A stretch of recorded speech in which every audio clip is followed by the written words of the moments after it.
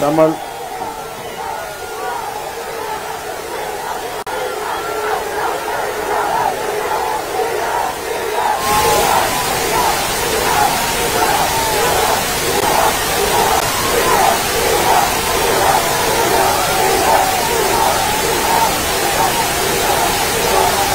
Okay ఈరోజు రా కదలిరా నేను గురుజాలకు వచ్చినప్పుడు ఈ పల్నాడు జిల్లాను ఒక్కసారి చూస్తే దద్దరిల్లే విధంగా బ్రహ్మాండంగా స్పందించారు. ఇది చూస్తే తాడేపల్లి పిల్లికి వణుకు పుడుతుంది. అవునా కాదా అని మిమ్మల్ని అడుగుతున్నా. అవునంటే గట్టిగా చెప్పండి. తాడేపల్లికి వినపడేట్టుగా.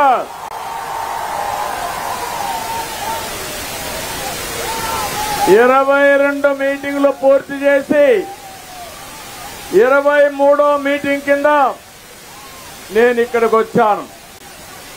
మీ ఉత్సాహం చూస్తున్నా.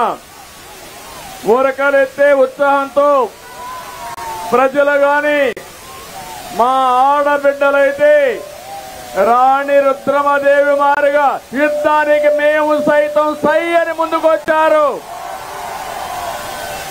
యువత మీరే నా ఆశ. మీ ఉత్సాహం చూస్తున్నా.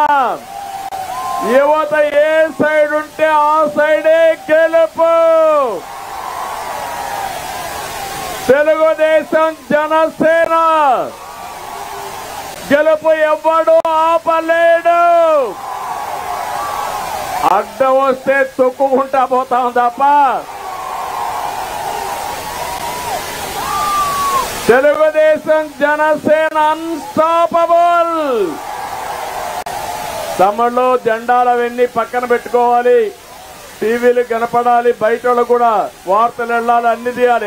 అవన్నీ చెప్పిన ఇనాళ్ళు అన్ని తీయండి. ఈరోజు నేను ఇక్కడికి వస్తే నేను మాట్లాడే మునుపు ఈరోజు ఒక శుభ పరిణామం.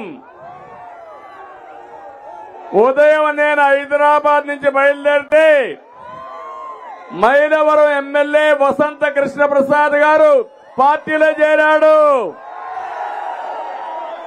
అక్కడి నుంచి నేను నెల్లూరు వెళితే సాక్షాత్ ఒక ఎంపీ వేమిరెడ్డి ప్రభాకర్ రెడ్డి గారు పార్టీలో చేరారు.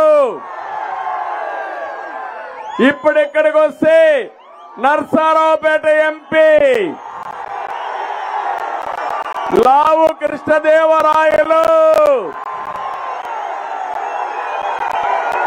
పార్టీలోకి వచ్చాడు. ఉత్సాహవంతుడు, చదువుకున్న వ్యక్తి. స్వలాభం కోసరం కాదు, నిజమైన ప్రజాసేవ కోసం వచ్చాడు. అవునా కాదా? అవును అంటే గట్టిగా చప్పట్లు కొట్టి మీ యొక్క నేను అనుకున్నాను లావు కృష్ణదేవరాయలు గారు పార్టీలో చేరతారు. చేరిన తర్వాత ఈయనకి మంచి పేరుందా చెడ్డ పేరుందా అని మిమ్మల్ని అందరిని అడిగాను. గుర్తుందా? IVRS వచ్చింది. వచ్చిందంటే జైలుపైకి ఎత్తండి. శభాష్.